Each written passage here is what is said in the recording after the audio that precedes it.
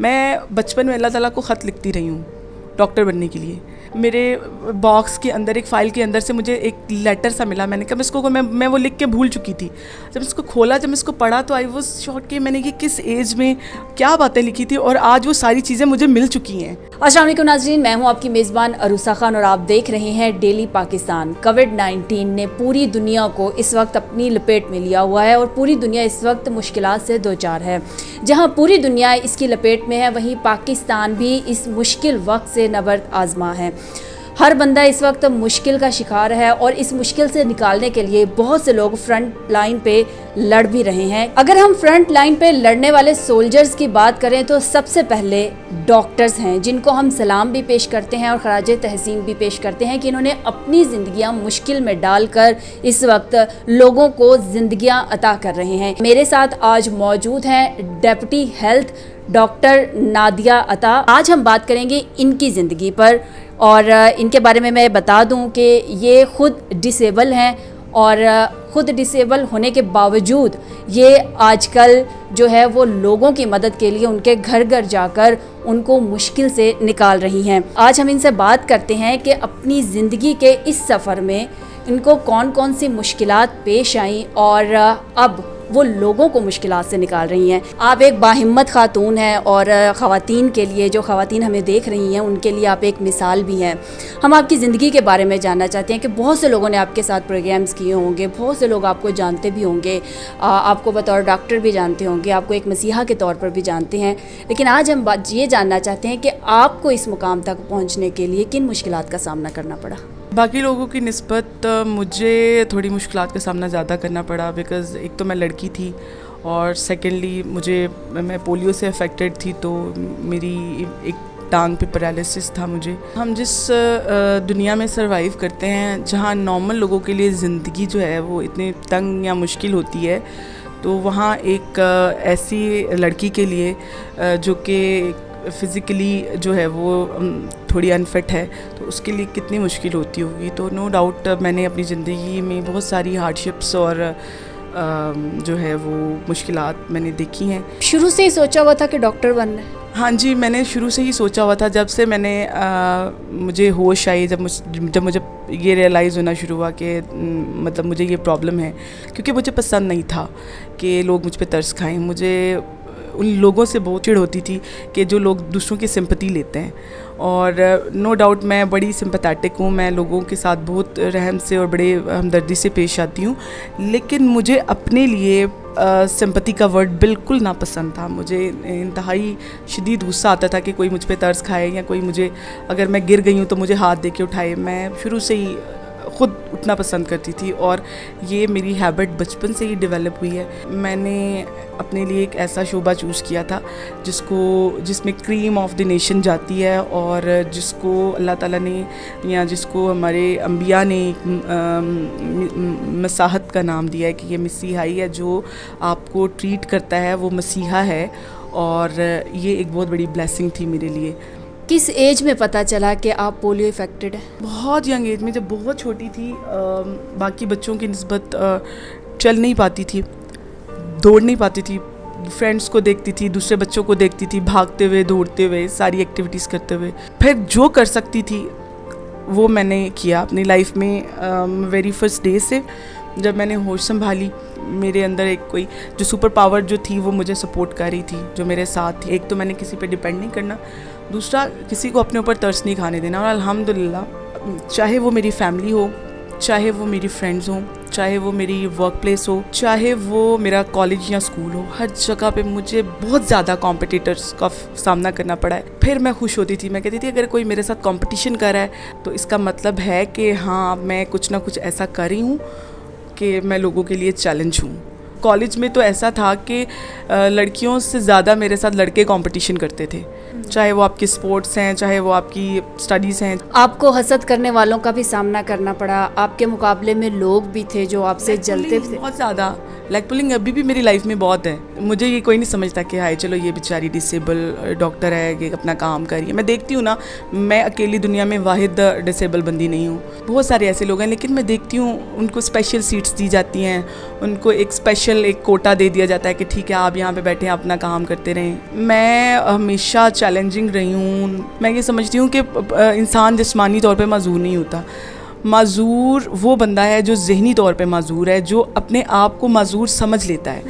Because मैं ये समझती हूँ कि अगर मेरी एक टांग प्रॉपर्ली काम नहीं करी तो मेरे 3 जिस्म के अज़ा और चौथा मेरा दिमाग जो है वो फुली एक्टिव है, और 5वीं मेरी ज़ुबान। यानी मैं इससे बहुत कुछ कर सकती हूँ। सिर्फ ये सोच के मैं पीछे नहीं रहना चाहती कि यार मैं बहुत ज़्यादा चल नहीं पाऊँगी, या मैं भाग नहीं पाऊँगी, या मैं चलूँगी तो मुझे दर्द स्टार्ट हो जाएगा। मैं ये नहीं सोचती हूँ। मैं यहाँ से 24/7 एक्टिव रहती हूँ।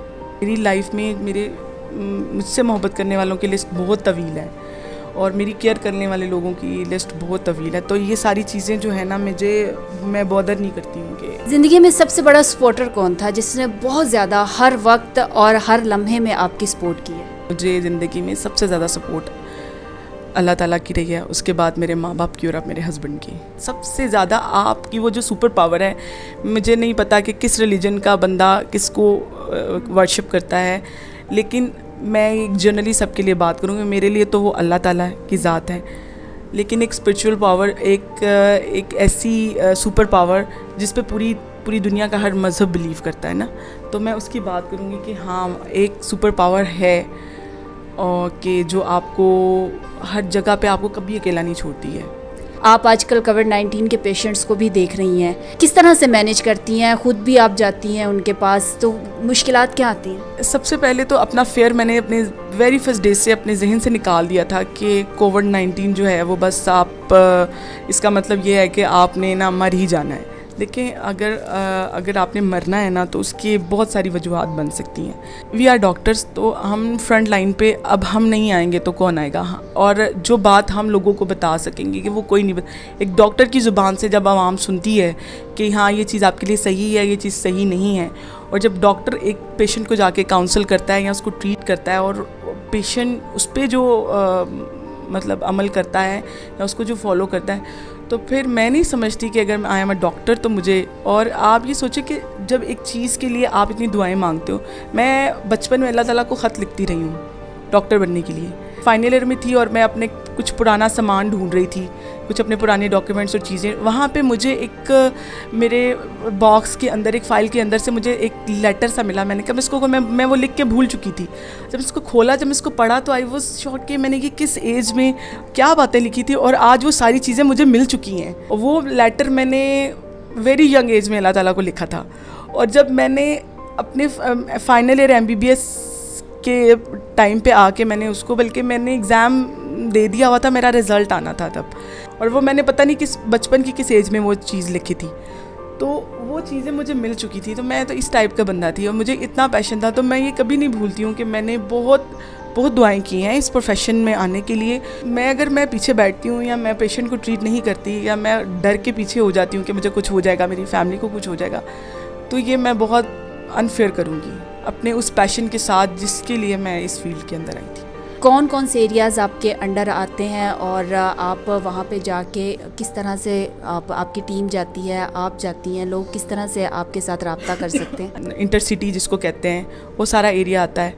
फिर रावी से उस तरफ शादरा जो है हमारा बेगम कोट का, वो सारा वेरी कंजस्टेड एरिया, और यहाँ पे लिटरेसी रेट बहुत ज़्यादा है। यहाँ पे कंजस्टेड एरियाज़ हैं, तंग गलियाँ हैं, लोगों का रश है, तंग टिपिकल बाज़ार हैं। लॉकडाउन के डेज़ में भी जो बाज़ार यहाँ पे ख़रीदो फ़रोख्त होती रही है, सब्ज़ी मंडी है, फ्रूट मंडी है, लारी अड्डा है, आप सोचें कि इस तरह का एरिया है। फिर सारा अंदरून लाहौर, भाटी, लोहारी, ये वो एरियाज़ हैं जहाँ पे आप कर्फ्यू भी लगा दोगे तो तब भी लोग नहीं रुकते हैं ना किसी के। लेकिन फिर जब मेरी टीम के साथ कुछ जगहों पे मिसबिहेव होना शुरू हुआ, लोगों ने रेजिस्टेंस की, उनके ऊपर पानी फेंके, उन दरवाजे नहीं खोलते थे, इवन पुलिस के साथ, फिर मैंने वहाँ पे खुद मुनासिब जाना समझा। मैं अपना वाइट कोट पहनती थी, सारा कुछ अपने गैजेट्स वगैरह साथ लेके लोगों की प्यार से काउंसलिंग करनी शुरू की।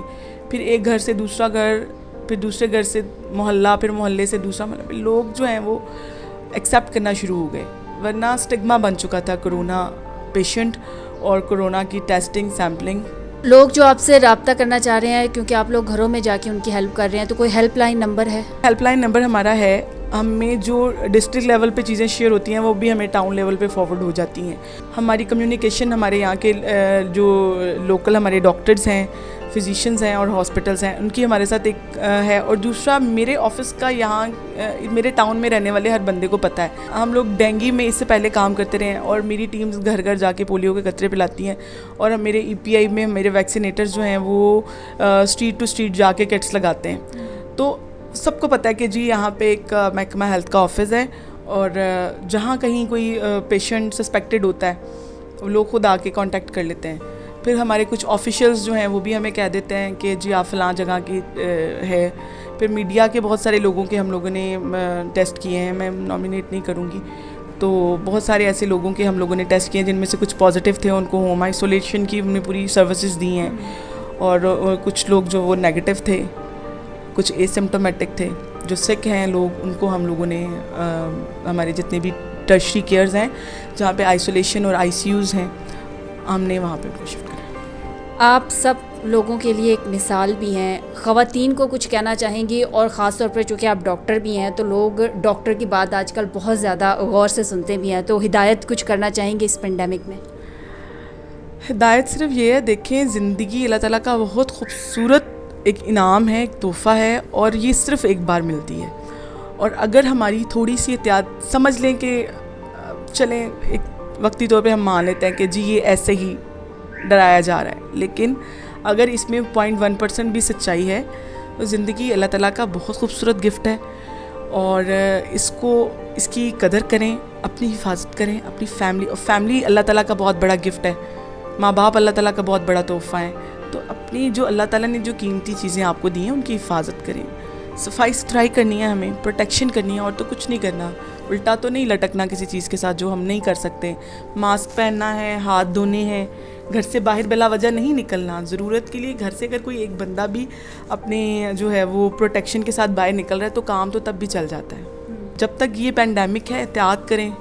और अगर फिर भी आपको लगता है तो काइंडली उन लोगों से रब्ता करने की कोशिश करें जिन्होंने वाकई अपने प्यारे खो दिए हैं, या उन लोगों को जिन्होंने अपने बच्चों का, अपने भाइयों का, अपने शोहरों का, अपनी बीवियों का चेहरा नहीं देखा, अपनी बेटियों का चेहरा नहीं देखा मरते वक्त, और उनको दूर से एक कॉफिन दिखाया गया, उसके बाद 3 से 4 लोगों ने जाके उनकी तदफीन कर दी है। तो बराए मेहरबानी इन चीज़ों को ज़रा ज़हन में रखें। कोई नहीं है, मुश्किल वक्त है, आप लोग अकेले नहीं हैं, कोई अकेला नहीं है, हम लोग सब साथ हैं। आप देखें ना, आप यहाँ पे इंटरव्यू करने के लिए मुझे आई हैं कोविड पे स्पेशली, और मैं काम कर रही हूँ, पूरा पाकिस्तान काम कर रहा है। तो ये एक मुश्किल है जो सबके लिए, किसी एक बंदे के लिए तो नहीं है, या किसी एक ख़ानदान या किसी एक ज़ात के लिए नहीं है। नाज़रीन, मैं सिर्फ इतना कहूँगी कि एहतियात इलाज से बेहतर है। इसी के साथ अपनी मेज़बान अरूसा खान को इजाज़त दीजिए। देखते रहिए डेली पाकिस्तान। अल्लाह हाफ़िज़।